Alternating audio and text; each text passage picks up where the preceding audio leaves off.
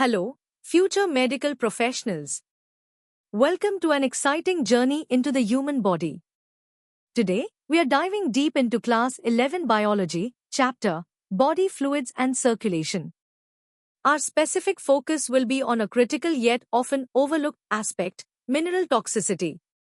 We'll explore why too much of a good thing can be bad, from basic concepts to advanced competitive insights. Get ready for a four-level learning adventure. Let's start with the basics. What happens when your body gets an overdose of essential minerals? It's simpler than you think. Minerals are vital for our bodies, but like all good things, they need to be in balance. Mineral toxicity occurs when the body accumulates an excessive amount of a particular mineral, disrupting normal physiological functions. Think of it like a finely tuned machine, too much oil, or the wrong kind, and it starts to sputter. While essential for processes like nerve function, bone health, and oxygen transport, minerals in excess can become harmful. This imbalance often stems from consuming more than the body needs, sometimes through supplements, or even from environmental sources, leading to a cascade of issues. It's a delicate balance that our body constantly strives to maintain. So, how does this toxicity happen? Typically, it's due to overconsumption, perhaps from unregulated supplements or sometimes from contaminated food and water sources. For example, too much iron can lead to stomach upset and even liver damage, while excessive sodium can dangerously raise blood pressure. And if you have too much fluoride, it can cause visible marks on your teeth and even affect your bones over time. The symptoms can be quite general, like feeling tired or nauseous, which makes diagnosis a bit tricky.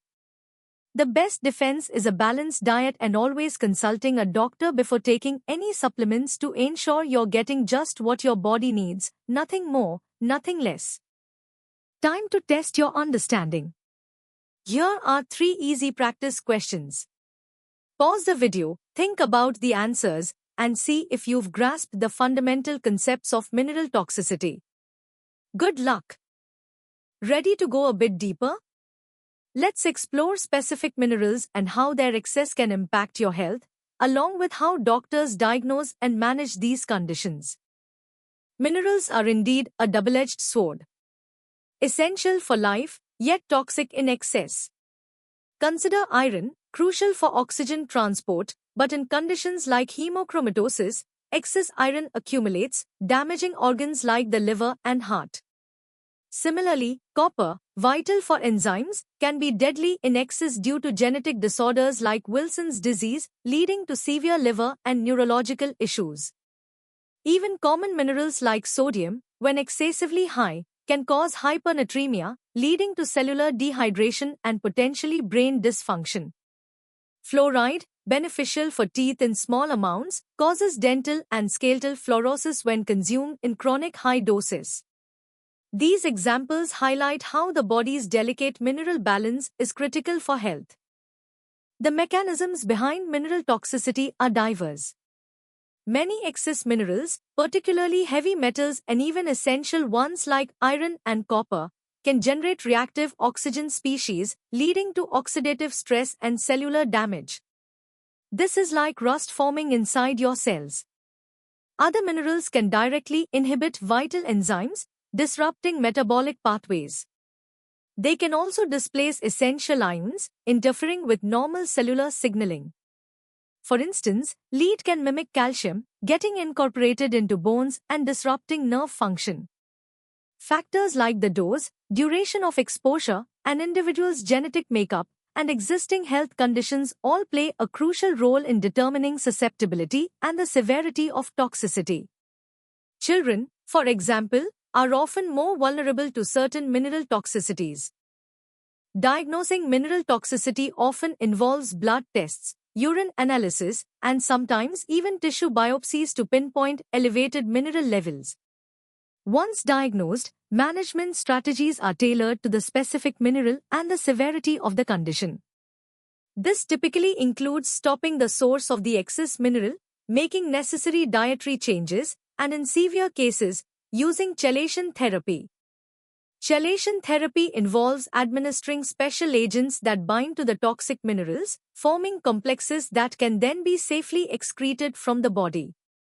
Supportive care is also provided to manage any organ damage that may have occurred, emphasizing a holistic approach to recovery and preventing further harm.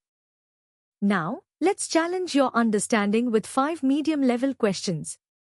These will require you to think a bit more critically about the examples and mechanisms we just discussed. Take your time, analyze each option, and choose the best answer. You're doing great. Alright, let's elevate our understanding. We are moving into the hard level, exploring the intricate cellular and molecular details of mineral toxicity and advanced therapeutic strategies. At a cellular level, mineral toxicity is a complex interplay of molecular disruptions. Excess transition metals like iron and copper, for instance, don't just sit there, they actively participate in harmful chemical reactions, generating highly reactive free radicals. These radicals then wreak havoc, damaging lipids, proteins, and even our DNA, leading to widespread cellular injury. This process, known as oxidative stress, is a common pathway for many metal toxicities. Furthermore, toxic metals can directly interfere with enzyme function by binding to critical sites, altering their shape and stopping them from working properly. They can also compete with essential minerals, displacing them from their normal roles and creating further imbalances within the cell. This deep dive shows us that toxicity is a precise molecular assault. Let's examine specific toxicities in more detail. In hereditary hemochromatosis, genetic mutations lead to excessive iron absorption, causing iron to accumulate in vital organs like the liver, heart, and pancreas, leading to severe damage. This can manifest as cirrhosis, heart failure, or even a unique form of diabetes.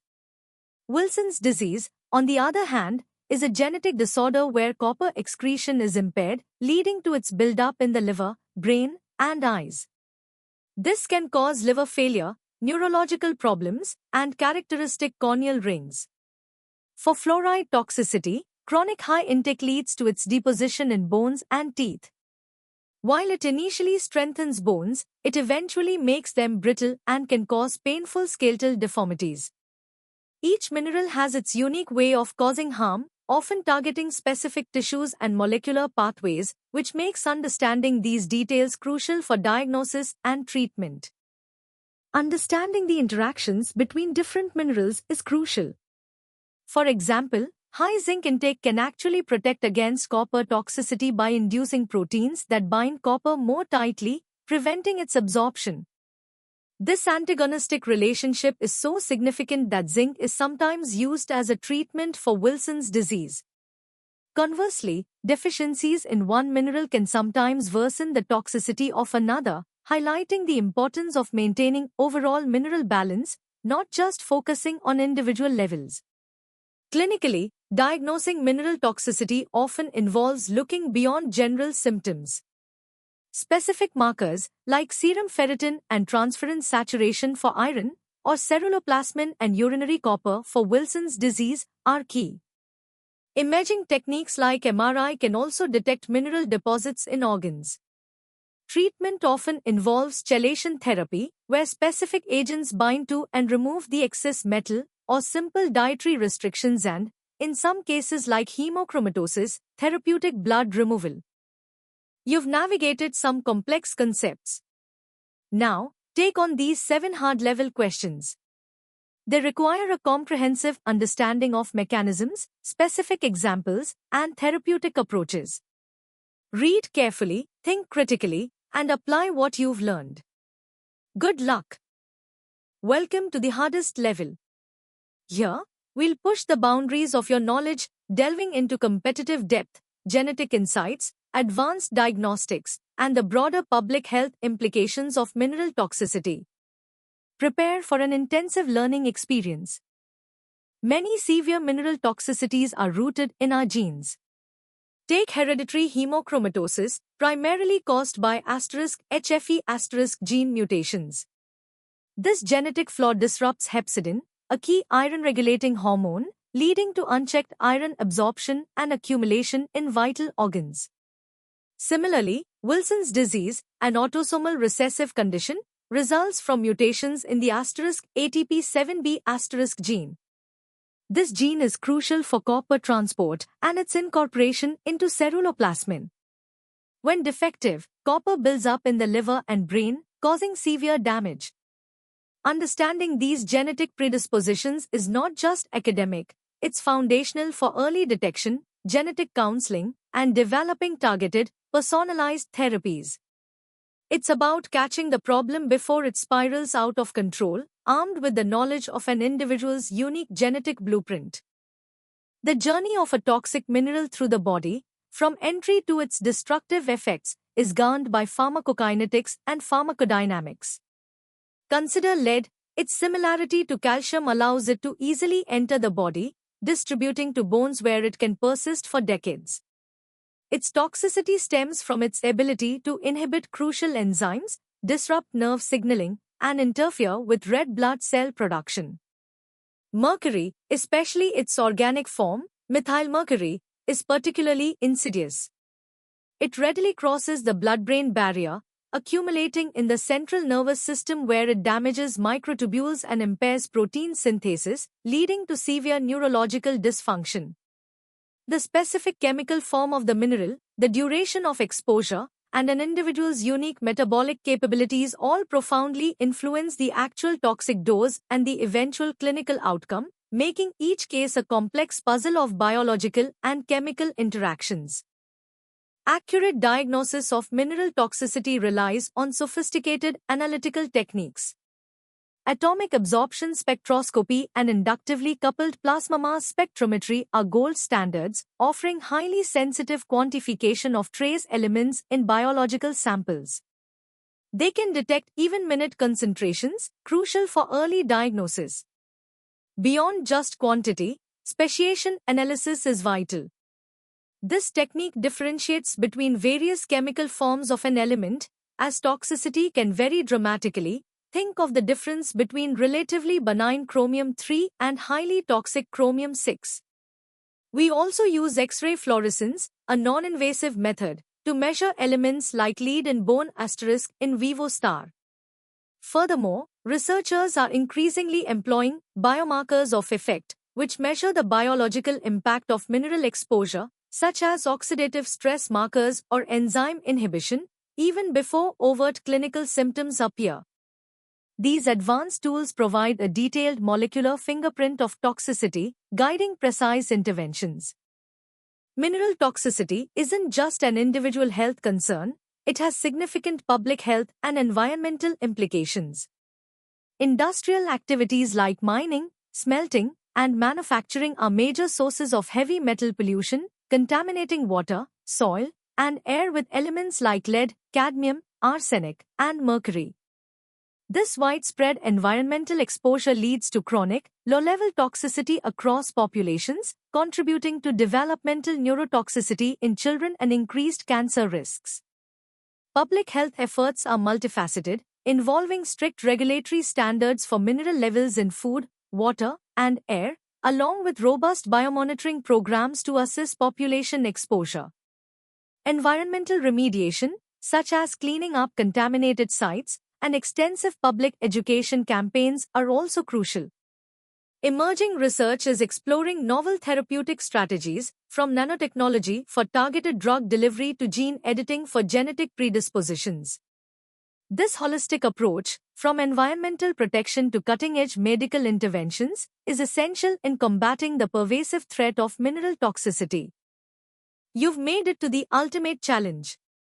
Here are the first 5 hardest level questions. These demand a deep understanding of genetic mechanisms, advanced diagnostics, and complex physiological processes. Take your time, draw upon all your knowledge, and strive for precision in your answers. You're almost there.